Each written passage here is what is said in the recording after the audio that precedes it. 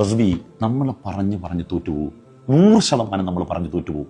Social മീഡിയയിൽ സജീവമായി ഇടപെടലുകൾ നടത്തുന്ന സുഹരി വളരെ നിരാശനാണ്. അദ്ദേഹം സമസ്ത മതത്തിലെ തോന്നിവാസങ്ങൾക്കെതിരെ പലപ്പോഴും നടത്താറുള്ള ഇടപെടലുകൾ വളരെ സങ്കടത്തോടു കൂടി ശ്രദ്ധിക്കാറുണ്ട്. എന്തുകൊണ്ടെന്നാൽ ഈ പറയുന്ന കാര്യങ്ങൾ, അദ്ദേഹം എതിർത്തുകൊണ്ടിരിക്കുന്ന കാര്യങ്ങൾ എല്ലാ കാലവും സമസ്ത അംഗീകരിക്കുകയും പിന്തുണക്കുകയും ചെയ്ത കാര്യങ്ങളാണ് എന്ന തിരിച്ചറിവില്ലാതെയാണ് പലപ്പോഴും അദ്ദേഹം എതിർക്കാറുള്ളത്. ഇപ്പോൾ അദ്ദേഹം പുറത്തിറക്കിയിരിക്കുന്ന ഒരു വീഡിയോയിൽ വളരെ നിരാശയോടുകൂടി, അഥവാ സമസ്ത മതത്തിലെ ഈ തോന്നിവാസങ്ങൾക്കെതിരെ ഇനി ശബ്ദിച്ചതുകൊണ്ട് കാര്യമില്ല എന്ന് അദ്ദേഹം ഉറപ്പിക്കുകയും അദ്ദേഹത്തിൻ്റെ സഹപ്രവർത്തകരെ അത് ബോധ്യപ്പെടുത്തുകയുമാണ് ചെയ്യുന്നത്. അദ്ദേഹത്തിൻ്റെ ആ നിരാശ കലർന്ന വാക്കുകൾ നമുക്കൊന്ന് കേൾക്കാം. പ്രിയപ്പെട്ട റസ്ബി, നമ്മുടെ ശരീരത്തിലെ മുഴുവൻ ഊർജ്ജം ചെലവഴിക്കപ്പെട്ടാലും, നമ്മുടെ നാവിലെ വെള്ളം പറ്റി നമ്മൾ നിശ്ചലമായാലും ഇതിന് അറുതി വരുമെന്ന് നിങ്ങൾക്ക് തോന്നുന്നുണ്ടോ? അദ്ദേഹത്തിൻ്റെ കൂട്ടുകാരനായ റിസ്വിയുടെ പ്രസംഗം കേൾപ്പിച്ചുകൊണ്ടാണ് അദ്ദേഹം ഈ കാര്യം ജനങ്ങളോട് പറയുന്നത്. ഇനി നമ്മളിതൊന്നും പറഞ്ഞിട്ട് കാര്യമില്ല, ഇതൊക്കെ ഇവിടെ അവസാനിക്കുകയാണ് എന്നൊക്കെയുള്ള സംസാരമാണ് അദ്ദേഹം നടത്തുന്നത്. എത്രമാത്രം ആ നിരാശയുടെ ആഴമുണ്ട് എന്ന് അദ്ദേഹത്തിൻ്റെ ആ സംസാരത്തിൽ നിന്നുള്ള ഒരു ഭാഗം കൂടി ശ്രദ്ധിച്ചാൽ നമുക്ക് മനസ്സിലാകും. റസ്ബി, നമ്മൾ പറഞ്ഞു തോറ്റുപോകും. 100% നമ്മൾ പറഞ്ഞു തോറ്റുപോകും. തോറ്റുപോകുക എന്ന് പറഞ്ഞാൽ നമ്മൾ ബാത്തിലും അവർ ഹക്കായതുകൊണ്ടല്ല. എന്താണ് ഇത്രമാത്രം സുഹരി നിരാശനാവാനുള്ള കാരണം? അത് മനസ്സിലാകണമെങ്കിൽ അദ്ദേഹം കേൾപ്പിച്ച റിസ്വിയുടെ പ്രസംഗത്തിലെ ആദ്യ ഭാഗം നമ്മളൊന്ന് ശ്രദ്ധിച്ചാൽ മതി. അത് കേൾപ്പിച്ചുകൊണ്ടാണ് അദ്ദേഹം ഇനി നമ്മളിതൊന്നും ചെയ്തിട്ട് കാര്യമില്ല, നമുക്ക് നിരാശയാണ്, ഇതൊന്നും ചെയ്തിട്ട് ഒരു ഫലവും ഉണ്ടാകാൻ പോകുന്നില്ല എന്ന ഒരു കണ്ടെത്തലിലേക്ക് സുഹരി എത്തുന്നത് റിസ്വിയുടെ പ്രസംഗം കേൾപ്പിച്ചുകൊണ്ടാണ്. ആ പ്രസംഗത്തിലെ ആദ്യ ഭാഗം നമുക്കൊന്ന് ശ്രദ്ധിച്ചു നോക്കാം. എനിക്ക് പറയാനുള്ളത് 2 ടീമുകളോടാണ്. ഈ നൂറ ഹബീബ് തങ്ങൾ എന്ന് പറയുന്ന ചങ്ങാതിയോടും പിന്നെ ഈ മജിലിസിനൊക്കെ പോയിരുന്ന് ഈമാൻ കളയുന്നവരോടും. ആദ്യം മൂപ്പരോട് തന്നെ പറയട്ടെ, എൻ്റെ പൊന്നു സഹോദര, കുറച്ചൊക്കെ ഒരു നാണവും മാനവും ഒക്കെ നമുക്ക് വേണ്ടേ? അല്ല, ഞാൻ അറിയാൻ പാടില്ല എന്നിട്ട് ചോദിക്കണം. ഒരു മനുഷ്യനാവുമ്പോഴേ കുറച്ചൊക്കെ ഒരു നാണവും മാനവും ഒക്കെ ഇല്ലെങ്കിൽ വളരെ മോശമല്ലേ? അല്ലേ? ഈ സമൂഹത്തിൻ്റെ ഇടയിൽ ജീവിക്കുമ്പോൾ ഇത്ര ആഭാസകരമായ രീതിയിൽ സംസാരിക്കലൊക്കെ അയ്യയ്യേ വളരെ മോശമല്ലേ, വളരെ മോശമല്ലേ? നിങ്ങളൊന്ന് കേട്ടു നോക്കിയേ. ഒരു പെണ്ണ് പണ്ട് തിരൂരിലുള്ള ഒരു പെണ്ണിനെ കുറിച്ചിട്ട് പറഞ്ഞു, അല്ലേ? തിരൂരിലൊരു പെണ്ണ് അവസാനം മരിക്കുമ്പോ ക്യാൻസർ വന്ന് വയറ് പൊട്ടി ഈ ലോകത്തോട് ഇവിടെ പറഞ്ഞു. നിങ്ങൾക്ക് അറിയോ പെണ്ണ്? ഞാൻ അറിയ പോലും ഇല്ല. റിസ്വി ആയാലും സുഹരി ആയാലും ഒക്കെ പറയുന്നത്, ഈ ആറ്റക്കോയ പറയുന്ന ഇത്തരം ആഭാസങ്ങൾ, വൃത്തികേടുകൾ, കള്ളക്കഥകൾ, അത് കള്ളക്കഥയാണ് എന്ന് ജനങ്ങളെ ബോധ്യപ്പെടുത്തിയിട്ടും എന്തുകൊണ്ടാണ് അവർ സ്വീകരിക്കാത്തത്? എന്തുകൊണ്ടാണ് അവരത് അംഗീകരിക്കാത്തത്? ജനങ്ങളിത് സ്വീകരിക്കുന്നില്ലല്ലോ, ജനങ്ങളിത് പിൻപറ്റുന്നില്ലല്ലോ, നമ്മൾ പറയുന്നത് ശരിയാണെന്ന് അംഗീകരിക്കുന്നില്ലല്ലോ എന്നതാണ് റിസ്വിയുടെ പരാതി, അതേപോലെ സുഹരിയുടെയും പരാതി. വളരെ ലളിതമായ ഒരു ചോദ്യം, എന്താണ് ആറ്റക്കോയ പറഞ്ഞതിലുള്ള ആഭാസം എന്നതാണ്. ഈ ആഭാസത്തെയൊന്നും പിന്തുണക്കരുത്, ഈ ആഭാസം നിർത്തിക്കൂടെ എന്നൊക്കെയാണല്ലോ ചോദിക്കുന്നത്. എന്താണ് ആഭാസം? ആറ്റക്കോയയെ അപമാനിച്ച ഒരു സ്ത്രീ, ആ സ്ത്രീ വയറിന് ക്യാൻസർ വന്ന് അത് പൊട്ടി മരണപ്പെട്ടു എന്നതാണ് ആറ്റക്കോയ പറയുന്നത്. ഇത് സമസ്ത മതത്തിൽ എങ്ങനെയാണ് ആഭാസമാകുന്നത്? കാരണം ഇങ്ങനെ നബി സല്ലല്ലാഹു അലൈഹി വസല്ലമയുടെ പേരക്കുട്ടികളാണ് എന്ന് അവകാശപ്പെട്ടുകൊണ്ട് വരുന്ന കുറേ ആളുകൾ, അവരുണ്ടാക്കിയെടുക്കുന്ന കുറേ കറാമത്തുകളും കള്ളക്കഥകളും, ഇതാണ് സമസ്ത മതത്തിൻ്റെ ആധാരം എന്ന് പറയുന്നത്. അങ്ങനെ രംഗത്ത് വരുന്ന ആരൊക്കെയുണ്ടോ അവരൊക്കെ ഇത്തരം കഥകൾ എല്ലാ കാലത്തും പറഞ്ഞിട്ടുണ്ട്. അവരെ എതിർക്കുകയും അവരെ ആക്ഷേപിക്കുകയും അവരെ കുറ്റപ്പെടുത്തുകയും ചെയ്ത ആളുകൾക്ക് സംഭവിച്ച ദുരന്തങ്ങൾ പറയാത്ത ഒരു വലിയുമില്ല, ഇവർ പറയുന്ന ഒരു ഔലിയാക്കളും ഇല്ല, അതേപോലെ തന്നെ ഒരു ജാറോ ഇല്ല. മറിച്ച് എല്ലാവരും ഇത്തരത്തിലുള്ള കള്ളക്കഥകൾ, ഇതുപോലെയുള്ള അപകടം സംഭവിച്ച കഥകൾ പറഞ്ഞുകൊണ്ടാണ് രംഗത്ത് വരുന്നത്. അത് അങ്ങ് മുഹീദ്ദീൻ ഷെയ്ഖ് മുതൽ ഇങ്ങ് താഴോട്ട് വന്നാൽ CM മടവൂര് വരെ അത് കാണാം. അങ്ങനെ പറയുന്ന കഥകൾ കാണാം. മഞ്ഞക്കുളം മാലയിൽ അത്തരം കഥകൾ കാണാം. നോക്കൂ, മുഹീദ്ദീൻ ഷെയ്ഖിനെ കുറിച്ച് തന്നെ പറയുന്ന കഥ അതൊന്ന് കേട്ടു നോക്കൂ. അവരെ ഒരുത്തൻ പോയി മസ്ഖറ കണ്ടാരെ, അപ്പോളെ നാടെല്ലാം തീയായി നിറച്ചോവർ. അവരെ കുറവാക്കി കണ്ടവർക്കെല്ലാവർക്കും അപ്പോളെ ഒരേ ബലാലെ കൊടുത്തോവർ. അവരെ വെറുപ്പിച്ച് വസ്തുവിനപ്പോളെ അവരൊരു നോക്കാൽ ആദീനെ അമർത്തോവർ. എന്താണ് ഈ മാലയിൽ പറഞ്ഞത്? മുഹീദ്ദീൻ ഷെയ്ഖിനെ പരിഹസിച്ചവനെ കൊന്നു എന്നല്ല. ഇവിടെ ആറ്റക്കോയെ പരിഹസിച്ച സ്ത്രീക്ക് മാത്രമാണ് അപകടം പറ്റിയത്. നേരെ മറിച്ച് മുഹീദ്ദീൻ ഷെയ്ഖിനെ പരിഹസിച്ചതോ അയാളുടെ നാട് മുഴുവൻ കത്തിപ്പോയി എന്നാണ് പറയുന്നത്. അതേപോലെ അദ്ദേഹത്തെ വിമർശിച്ച ആളുകൾക്ക് ബലാലുണ്ടായി, പരീക്ഷണങ്ങളുണ്ടായി, അപകടങ്ങളുണ്ടായി എന്നാണ് ഈ മാലകളിൽ പറയുന്നത്. അതേപോലെ മനുഷ്യന്മാരെ മാത്രമല്ല, അദ്ദേഹത്തെ വെറുപ്പിച്ച വസ്തുവിനെ പോലും അദ്ദേഹം നശിപ്പിച്ചു കളഞ്ഞു എന്നാണ് ഈ മാലയിൽ പറയുന്നത്, നമുക്ക് കേൾക്കാൻ കഴിയുന്നത്. ഇത് മുഹീദ്ദീൻ മാലയുടെ അവസ്ഥയാണെങ്കിൽ മഞ്ഞക്കുളം മാലയിൽ പറയുന്നതോ ഇതിനേക്കാൾ രസകരമായ കാര്യങ്ങളാണ്. ആളുകളെ ഏതൊക്കെ തരത്തിൽ അപകടം ഉണ്ടായി, ആളുകൾക്ക് ഏതൊക്കെ തരത്തിൽ ദുരന്തങ്ങളുണ്ടായി, ഷെയ്ഖിനെ ധിക്കരിച്ച ആളുകൾക്ക്, ഷെയ്ഖിനെ അപമാനിച്ച ആളുകൾക്ക് എങ്ങനെയൊക്കെ ഉണ്ടായി എന്ന് മഞ്ഞക്കുളം ഹുസൈനെ കുറിച്ച് പറയുന്ന ഈ മാലയിൽ നമുക്ക് കേൾക്കുവാൻ കഴിയും. അതുകൂടി നമ്മൾക്ക് കേൾക്കാം. അരുണാരത്തിൽ പുള്ള വിളക്കിനെ കട്ടോന്റെ കൺകാഴ്ച നീക്കി നിറുത്തിയോ, കുറുവരെ മക്ബറന്റെ അറുകിൽ തീവണ്ടിക്ക് കുറ്റി തറച്ചോന്റെ കുതിരയെ കൊന്നോവർ. പരിശത്തെ നേർച്ചക്ക് തണ്ണീർ വിളക്കി ഫഗന്റെ വീട്ടിനെ തീയാൽ എരിച്ചോവർ.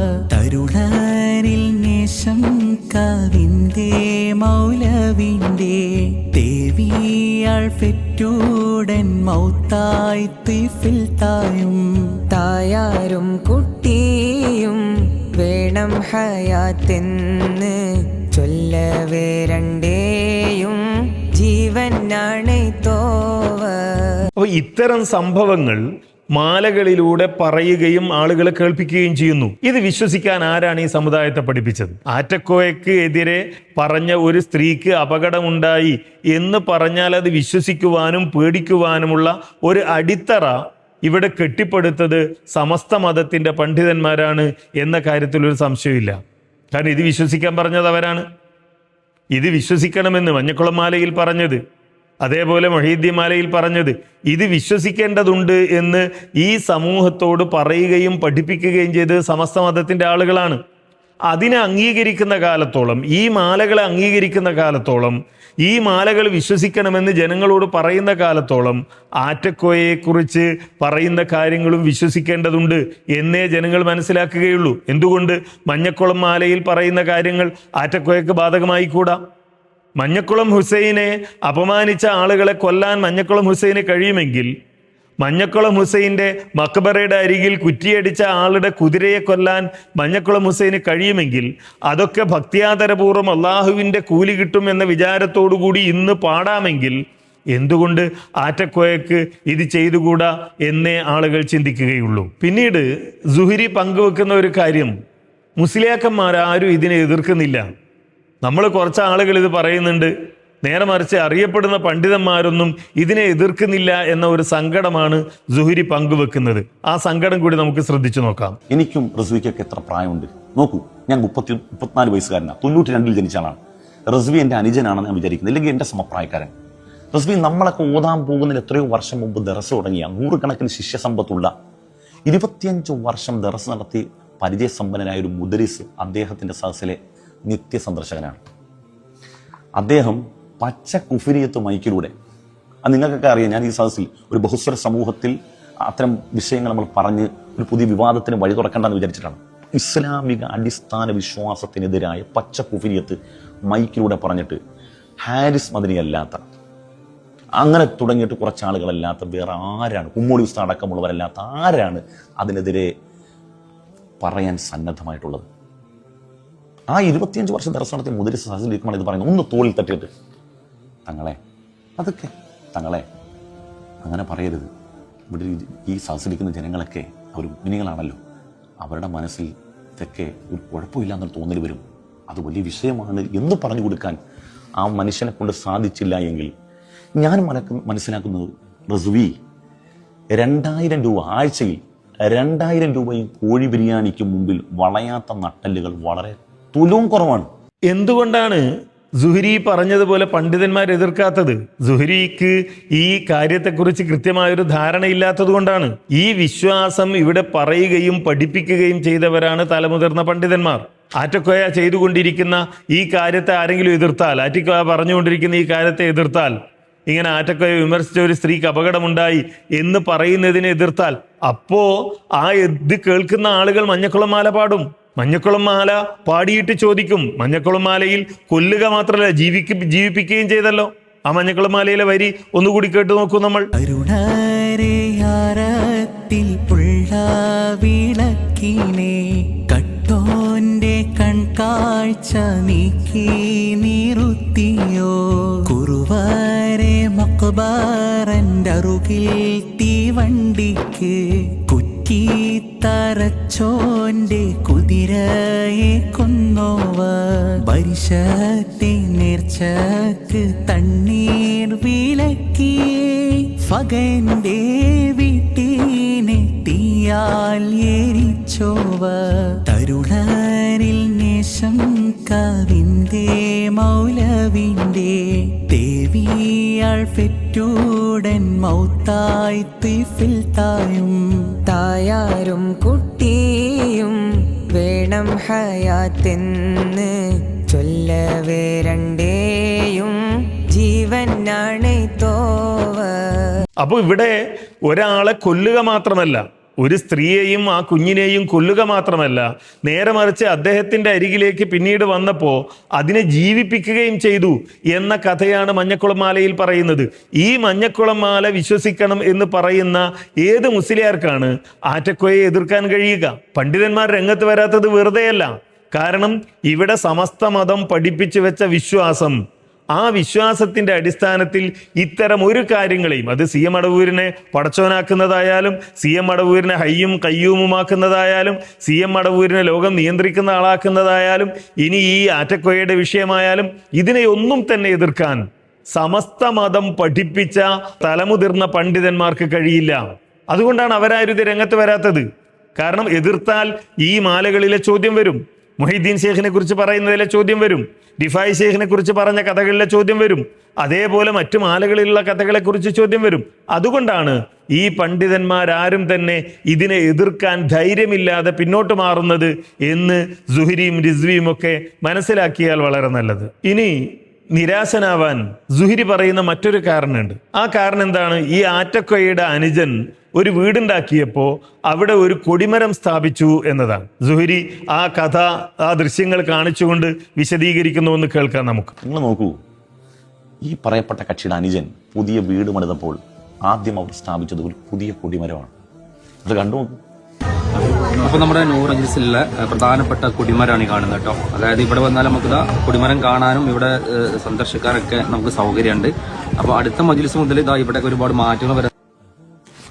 ഇനി ഈ മനുഷ്യനൊരു പണിക്ക് പോകണോ, മറ്റെന്തെങ്കിലും തൊഴിൽ തേടി പോകണോ, ഒരു കച്ചവടം തുടങ്ങേണ്ടതുണ്ട്? ഒന്നും വേണ്ട, ഈ ഒരൊറ്റ കൊടിമരം മതി അദ്ദേഹത്തിൻ്റെ 10 തലമുറക്ക് തിന്നാനുള്ളത്.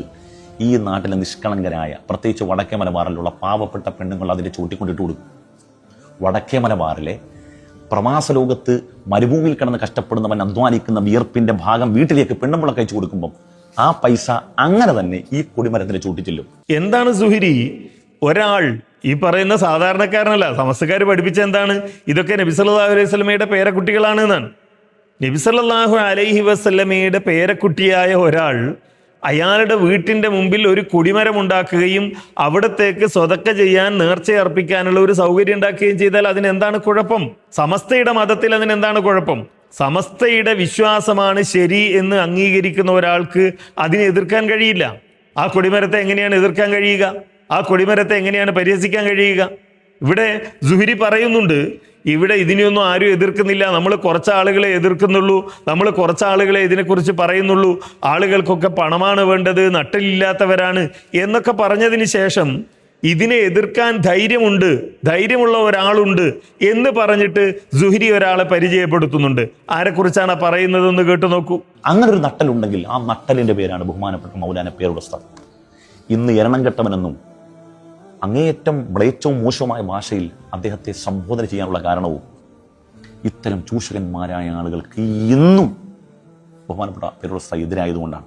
സുഹരി ഈ പേര് പറഞ്ഞിരിക്കുന്ന പണ്ഡിതൻ ഇന്ന് ഈ സമൂഹത്തിൽ നടക്കുന്ന, ഞാൻ പറഞ്ഞല്ലോ CM അടവൂരിനെ കുറിച്ച് പടച്ചോനാണ് എന്ന് പറഞ്ഞത് മുതൽ ഈ കൊടിമരം വരെയുള്ള വിഷയങ്ങളിൽ സുഹരി ഈ പേര് പറഞ്ഞിരിക്കുന്ന പണ്ഡിതന് ആത്മാർത്ഥമായി എതിർക്കാൻ കഴിയും. എന്തുകൊണ്ടാണ് അയാൾ എതിർക്കുന്നത് എന്ന് ചോദിച്ചാൽ അയാൾക്ക് ഉളുപ്പില്ലാത്തത് കൊണ്ട് എന്നാണ് മാന്യമായി അതിന് പറയാൻ കഴിയുക. അത്രമാത്രമേ പറയാൻ കഴിയുള്ളൂ. കാരണം ഈ കൊടിമരത്തിന്റെ വിഷയം തന്നെ എടുത്തോളൂ. നാദാപുരത്ത് ഖണ്ഡന പ്രസംഗം നടക്കുന്ന സമയത്ത് ആണ്ട് നേർച്ചയ്ക്ക് തെളിവുണ്ടോ, കൊടികുത്ത് നേർച്ചയ്ക്ക് തെളിവുണ്ടോ, ഇതൊക്കെ മക്കത്ത് നടക്കുന്ന ചില കാര്യങ്ങൾ പറഞ്ഞുകൊണ്ട് എന്തുകൊണ്ടാണ് നിങ്ങൾക്ക് ഇത് ചെയ്യാൻ പറ്റാത്തത് എന്ന് നമ്മളോട് ചോദിച്ചപ്പോൾ തിരിച്ചു ചോദിച്ചതാണ്, നിങ്ങൾ അങ്ങനെ മക്കയാണ് നിങ്ങൾക്ക് തെളിവെങ്കിൽ മക്കത്ത് ആണ്ട് നേർച്ചയുണ്ടോ, അതേപോലെ മക്കത്ത് കൊടികുത്ത് നേർച്ചയുണ്ടോ എന്ന് ചോദിച്ചപ്പോൾ ഈ പേരോട് പറഞ്ഞ മറുപടി എന്താ? മക്കത്ത് നേർച്ച നടക്കുന്നുണ്ട്, ആണ്ട് നടക്കുന്നുണ്ട്. എന്താ ആണ്ട്? എല്ലാ കൊല്ലവും അവിടെ ഹജ്ജ് നടക്കുന്നു, അത് ആണ്ടാണ്. ആർക്കും അറിയാം കേരളത്തിൽ ആണ്ട് എന്നും ആണ്ട് നേർച്ച എന്നും പറയുന്നത് മരിച്ചുപോയ മഹാന്മാരുടെ മക്ബറകൾ കേന്ദ്രീകരിച്ച് നടത്തുന്ന ഉത്സവങ്ങളാണ്. അതെല്ലാവർക്കും അറിയാവുന്നതാണ്. ആ ആണ്ട് നടക്കാറുണ്ടോ എന്ന ചോദ്യത്തിന് പേരോട് പറയുന്ന മറുപടി അവിടെ ഹജ്ജ് നടക്കുന്നു, അത് ആണ്ടാണ്, ഇസ്മായിൽ നബി അലൈഹി സ്വലാമിന്റെ ഖബറവിടെയുണ്ട് എന്നൊക്കെയുള്ള കഥ കൂടി അദ്ദേഹം അതിൽ പറയുന്നുണ്ട്. അപ്പോൾ ആണ്ടിന് തെളിവാണ് എന്ന് പറയുന്നു. ഇനിയോ കൊടികുത്ത് നേർച്ചയ്ക്ക് തെളിവുണ്ടോ എന്ന് ചോദിച്ചപ്പോൾ മിനായിൽ എല്ലാ രാജ്യങ്ങളുടെയും കൊടികുത്താറുണ്ട് എന്നല്ലേ പേരോട് പറഞ്ഞത്. ഇത് ഞാൻ വെറുതെ പറയുന്നതല്ല. നാദാപുരത്ത് വെച്ച് പേരോട് നടത്തിയ പ്രസംഗം നിങ്ങളൊന്ന് ശ്രദ്ധിക്കൂ. 13 വിഷയ ചോദിച്ചത്, 13ന്റെയും മറുപടി പിടിച്ചോ. ഒന്നാമത്തത് എന്താണ്? മക്കയിൽ ആണ്ടുണ്ടോ? ഉണ്ട്. ഉണ്ട്. എന്താണ് ഈ ഹജ്ജ് എന്ന് പറഞ്ഞത്? ഇബ്രാഹിം നബി അലൈഹിസ്സലാത്തു വസ്സലാമും ഇസ്മായിൽ അലിഹിസ്സലാത്തു വസ്സലാമും കൊല്ലത്തിലൊരു പ്രാവശ്യം അവരെ അനുസ്മരിച്ചുകൊണ്ട് അവിടെ പോയി സൽക്കർമ്മം നടത്താൻ വേണ്ടി ക്ഷണിച്ചിരിക്കുന്നു. അത് ആണ്ടിലൊരിക്കൽ അവിടെ നടന്നുകൊണ്ടിരിക്കുന്നു. ആണ്ട് തന്നെയല്ലേ അത്? അത് നേർച്ചയാക്കലുണ്ടോന്ന്? ഹജ്ജ് നേർച്ചയാക്കലില്ലേ? കൊടി കുത്തലുണ്ടോന്ന്? എല്ലാ രാഷ്ട്രത്തിന്റെയും കൊടി മിനായിലും അറഫയിലും കുത്തലില്ലേ? ഏത് രാഷ്ട്രത്തിന്റെ കൊടിയാ കുത്താത്തത്? എല്ലാ രാഷ്ട്രത്തിന്റെയും കൊടി കുത്താറില്ലേ? പേരോടിന്റെ നട്ടെല്ല് കൊണ്ടാണ്, പേരോടിന് നട്ടെല്ലുള്ളത് കൊണ്ടാണ്, ആരുടെയും മുന്നിൽ നട്ടെല്ല് വളക്കാത്തത് കൊണ്ടാണ് പേരോട് ഇത് പറയുന്നത് എന്നൊക്കെയാണല്ലോ സുഹരി പറയുന്നത്. യഥാർത്ഥത്തിൽ ഇത് പേരോടിന്റെ നട്ടെല്ലല്ല. ഒറ്റവാക്കിൽ പറയാമെങ്കിൽ പേരോടിന്റെ ഉളുപ്പില്ലായ്മയാണ്. കാരണം ഈ പറഞ്ഞ കാര്യങ്ങൾ നേരത്തെ നമ്മൾ കേട്ടതാണല്ലോ. ഇപ്പറഞ്ഞ കാര്യങ്ങളൊക്കെയാണ് കേരളത്തിൽ ഈ ആളുകൾ പ്രചരിപ്പിച്ചുകൊണ്ടിരിക്കുന്ന എല്ലാ ജീർണമായ വിശ്വാസങ്ങൾക്കും പ്രോത്സാഹനം നൽകിയത്. കൊടികുത്ത് നേർച്ചയ്ക്ക് പ്രോത്സാഹനം നൽകിയതാണ്, പേരോടിന്റെ വാദമാണ്. അതേപോലെ തന്നെ ഈ ജാറങ്ങൾ നടക്കുന്ന തോന്നിവാസങ്ങൾ ഇപ്പറഞ്ഞതിനെയൊക്കെ പേരോട് ന്യായീകരിക്കുകയും അംഗീകരിക്കുകയും ചെയ്തിട്ടുണ്ട്. അത് പേരോടിന്റെ ഒരു സ്വഭാവമാണ്. എന്താണോ അപ്പോൾ തോന്നുന്നത് അത് അപ്പോൾ പറയുക. അന്ന് അദ്ദേഹത്തിന് കൊടികുത്ത് നേർച്ചയ്ക്ക് ഹജ്ജ് തെളിവ് പറയാനാണ് തോന്നിയത്, മിനയിലെ കൊടി തെളിവ് പറയാനാണ് തോന്നിയത്, അപ്പോഴത് പറഞ്ഞു. അന്ന് ആണ്ട് നേർച്ചയ്ക്ക് ഹജ്ജ് തെളിവ് പറയാനാണ് തോന്നിയത്, അപ്പോഴത് പറഞ്ഞു. ഇപ്പൊ നമുക്കറിയാലോ, മുടി നബി സല്ലല്ലാഹു അലൈഹി വസല്ലമയുടെ മുടിയാണ് എന്ന് പറഞ്ഞുകൊണ്ട് കാന്തപുരം മുടി കൊണ്ടുവന്നു. ഇവിടെ അതിനെ എതിർത്ത ആളുകൾ ചോദിച്ചു, എന്നാ പിന്നെ അതൊന്ന് കത്തിച്ചു നോക്കിക്കൂടെ, നബി സല്ലല്ലാഹു അലൈഹി വസല്ലമയുടെ മുടി കത്തൂലല്ലോ എന്നാണ് ഈ ആളുകൾ പറയുന്നത്, അതുകൊണ്ട് നമുക്കൊന്ന് കത്തിച്ചു നോക്കിക്കൂടെ എന്ന് ചോദിച്ചപ്പോൾ പേരോട് എന്താ പറഞ്ഞത്? അങ്ങനെ കത്തൂല എന്ന് കിതാബുകളിൽ ഉണ്ടല്ലോ എന്ന് പറഞ്ഞപ്പോ പേരോട് പറഞ്ഞത് അത് ഇട്ടാൽ കത്തൂല, വീണാൽ കത്തൂല എന്നാണ്. ഇട്ടാ കത്തൂല എന്ന് കിതാബുകളില്ല. എങ്ങനെ? ആ മുടി തീയിൽ വീണാൽ കത്തില്ല എന്നേ ഉള്ളൂ, നേരെ മറിച്ച് മനഃപൂർവ്വം അതിൽ ഇട്ടാ കത്തൂല എന്നുള്ള, കത്തിക്കുക എന്ന് പറഞ്ഞാൽ മനഃപൂർവ്വം ഇടലാണ്, അത് കത്തൂല എന്ന് കിതാബിലില്ല എന്ന് പറഞ്ഞ് ന്യായം പറഞ്ഞ ആളാണ് പേരോട്. അപ്പോ ഇന്ന് ഈ സമൂഹം എത്തിച്ചേർന്നിരിക്കുന്ന ദുരന്തമുണ്ടല്ലോ, ഈ കോഴിക്കോട്ടങ്ങാടിയിൽ ജീവിച്ച് മരിച്ചുപോയ ഒരു മനുഷ്യൻ പടച്ചോനാണ്, മുദബ്ബിറുൽ ആലമാണ്, ഖുതുബുൽ ആലമാണ് എന്നൊക്കെ പറയുന്നത് മുതൽ ഇങ്ങ് താഴോട്ട് ഇവിടെ വരെ, ഈ കൊടിമരം വീട്ടിന്റെ മുറ്റത്തുണ്ടാക്കുന്നത് വരെയുള്ള ഇത്തരം കാര്യങ്ങൾ അടങ്ങിയ മുഴുവൻ ജീർണതകൾക്കും അതിൻ്റെ ഉത്തരവാദിത്തത്തിൽ നിന്ന് കാന്തപുരത്തിനോ അദ്ദേഹത്തിൻ്റെ ശിഷ്യന്മാർക്കോ ഒഴിഞ്ഞു മാറാൻ കഴിയില്ല. അതുകൊണ്ടാണ് ഈ സുഹരി പറഞ്ഞുകൊണ്ടിരിക്കുന്ന നൗഷാദും അതേപോലെ കുഞ്ഞാമത് എന്ന് അദ്ദേഹം പരിഹസിക്കുന്ന തൊടിയൂർ സക്കാഫിയൊക്കെ ഇതിന് തെളിവ് പറയുന്നത് ഇത്തരം കാര്യങ്ങളാണ്. നമ്മളുടെ കിതാബുകളിലുണ്ടല്ലോ, നമ്മളുടെ നേതാക്കന്മാർ പറഞ്ഞിട്ടുണ്ടല്ലോ, നമ്മുടെ പണ്ഡിതന്മാർ പിന്തുണച്ചിട്ടുണ്ടല്ലോ എന്നാണ് ഈ ആളുകൾ പറയുന്നത്. ആ ഉത്തരവാദിത്തത്തിൽ നിന്ന് പിന്മാറാൻ ഇവർക്ക് കഴിയുകയില്ല എന്നതാണ് യാഥാർത്ഥ്യം. സമീപകാലത്ത് ജിന്നു മഹ്ലറ എന്ന് പറഞ്ഞു ഒരുത്തൻ കൊണ്ടു നടന്നു. എന്താണത്? ഗൾഫിൽ ഹോട്ടൽ നടത്തി പൊട്ടിപ്പാളീസായി വന്നവൻ ഈ നാട്ടിൽ വന്നിട്ട് പുതിയൊരു കച്ചവടം തുടങ്ങി. അതാണ് ആത്മീയ ചൂഷണം. അവിടെയും നമ്മൾ അദ്ദേഹത്തെ വിമർശിക്കുമ്പോൾ വാട്സപ്പിലും ഫേസ്ബുക്കിലും മെസ്സഞ്ചറിലും വന്നിട്ട് നമ്മളെ തിരുത്താൻ ശ്രമിക്കുന്ന ആളുകളുണ്ടല്ലോ. എന്തുകൊണ്ടാണ് ആ തിരുത്തൽവാദികളായി വരാനുള്ള കാരണം? ഈ പറയപ്പെട്ട ജിന്ന് മഹ്ലറയിലും പോകുന്നത് ഈ വേഷം ധരിച്ചവരാണ്. ഈ നാട്ടിലെ നാടന്മാരെക്കാട്ടിയും സാധാരണക്കാരെക്കാട്ടിയും കൂടി ഈ വേഷം ധരിച്ചവരാണ് അവർ സദസ്സിലുള്ളത്. അപ്പോൾ സാധാരണക്കാരായ ആളുകളെ നമ്മളെങ്ങനെ കുറ്റം പറയും? നിഷ്കളങ്കരായ ഉമ്മമാരെ എങ്ങനെ നമ്മൾ കുറ്റം പറയും? ഇനി സുഹരി ചോദിക്കുന്നത് ഈ മുസ്ലിംമാർക്ക് എങ്ങനെയാണ് ഇതിനെ ന്യായീകരിക്കാനാവുക എന്നാണ്. എങ്ങനെയാണ് ഇതിന്റെ മുന്നിൽ മൗനം പാലിക്കുക എന്നാണ്. എങ്ങനെയാണ് അവർ എതിർക്കുക? നേരത്തെ പറഞ്ഞതുപോലെ ഈ മാലകളിലൊക്കെ ഇതുണ്ട്. ഈ മാലകളിലൊക്കെ ഇത് പറയുന്നുണ്ട്. ജിന്ന് മഹ്ലറയൊന്നും എതിർക്കാൻ ഈ കേരളത്തിലെ ഒരു മുസ്ലിയാർക്കും കഴിയില്ല. കാരണം പേരോടിന്റെ കോലത്തിൽ ജിന്ന് വന്നിട്ടുണ്ട് ചെക്യാട് ബീവിയുടെ അരികിൽ എന്ന് പേരോട് പ്രസംഗിച്ചപ്പോൾ അതിനെ ന്യായീകരിച്ചവരാണവർ. ഈ മാലകളെ ന്യായീകരിച്ചവരാണവർ. മൊഹീദ്ദീൻ ഷെയ്ഖ് ഈ ലോകത്തുള്ള എല്ലാ കാര്യങ്ങളും അറിയും. മൊഹീദ്ദീൻ ഷെയ്ഖ് കടലിലെ തിരമാലകളുടെ എണ്ണം അറിയും. മൊഹീദ്ദീൻ ഷെയ്ഖ് ഭൂമിയിലെ ചെടികളുടെ എണ്ണം അറിയും. മൊഹീദ്ദീൻ ഷെയ്ഖ് ഭൂമിയിലെ മണൽത്തരികളുടെ എണ്ണം അറിയും എന്നൊക്കെ പറയുകയും പഠിപ്പിക്കുകയും ചെയ്തപ്പോൾ അതിനെയൊക്കെ ന്യായീകരിച്ചവരാണ് ഈ മുസ്ലിയാക്കന്മാർ. അവർക്ക് എങ്ങനെയാണ് CM അടവൂര് പടച്ചോനാണ് എന്ന് പറയുന്നതിനെ എതിർക്കാൻ കഴിയുക? അവരെന്താ പറയുക? കാരണം അവരെന്ത് പറഞ്ഞാലും ഈ ചോദ്യം വരും. എന്തുകൊണ്ട് ഇതായിക്കൂടാ? മൊഹീദ്ദീൻ ഷെയ്ഖിനോടുകൂടി ഇതൊക്കെ അവസാനിച്ചു എന്നുണ്ടോ? എന്തുകൊണ്ട് CM അടവൂരിന് ഇതുണ്ടായിക്കൂടാ എന്ന ചോദ്യം വരും. മഞ്ഞക്കുളം ഹുസൈനോടുകൂടി ഇത് അവസാനിച്ചോ? എന്തുകൊണ്ട് ആറ്റക്കോയൊക്കെ ആയിക്കൂടാ എന്ന ചോദ്യം വരും. അതുകൊണ്ടാണ് ഈ ആളുകൾ മൗനം പാലിക്കുന്നത് എന്ന് മനസ്സിലാക്കണം. സുഹരി തൻ്റെ സംസാരം അവസാനിപ്പിക്കുന്നത് നിങ്ങളൊന്ന് കേൾക്കുക. അപ്പം ഈ സദസ്സുകളൊക്കെ വിജയിപ്പിക്കും. ഇപ്പം ഞാൻ പറഞ്ഞതുകൊണ്ട് നമ്മുടെ ഊർജം, നമ്മുടെ തൊണ്ടയിൽ വെള്ളം പറ്റിയിട്ട് കാര്യമില്ല. കാരണം നമ്മുടെ ഇതേ വേഷം ധരിച്ച നമ്മളെക്കാൾ പരിചയസമ്പന്നരായ ആളുകൾ, ഈ പറയപ്പെട്ട ചൂഷകന്മാരും ഒരു ഇൽമുമില്ലാത്ത ഈ മനുഷ്യന്മാരുടെ മുമ്പിൽ പഞ്ചപുച്ഛമടക്കി പോയി നിൽക്കുമ്പോൾ അവർ പറയുന്നതും ചെയ്യുന്നതുമാണ് മുഴുവൻ കാര്യങ്ങൾക്കും സപ്പോർട്ട് കൊടുക്കുമ്പോൾ പിന്നെ ഈ സമുദായത്തിൽ നമ്മുടെ ശബ്ദം ഒറ്റപ്പെട്ടു പോവുകയല്ലേ? ആ സമയത്ത് ഹൈറായ പരിപാടി വീട്ടിൽ ചെന്ന് ഭാര്യയുടെ മക്കളോടൊപ്പം നമ്മൾ ചെലവഴിക്കുന്നതായിരിക്കും. അല്ലാഹു നമ്മളെയൊക്കെ നന്നാക്കട്ടെ. എന്തിനാണ് സുഹരി താങ്കൾ ഇങ്ങനെ നിരാശനാകുന്നത്? എന്തുകൊണ്ടാണ് താങ്കൾക്ക് നിരാശയുണ്ടാകുന്നത്? താങ്കൾക്ക് നിരാശയുണ്ടാകാനുള്ള കാരണം താങ്കളുടെ എതിർപ്പ് ആത്മാർത്ഥമല്ല എന്നതുകൊണ്ടാണ്. താങ്കൾക്ക് ആത്മാർത്ഥമായി ഈ ആറ്റക്കോയെ എതിർക്കാൻ കഴിയില്ല.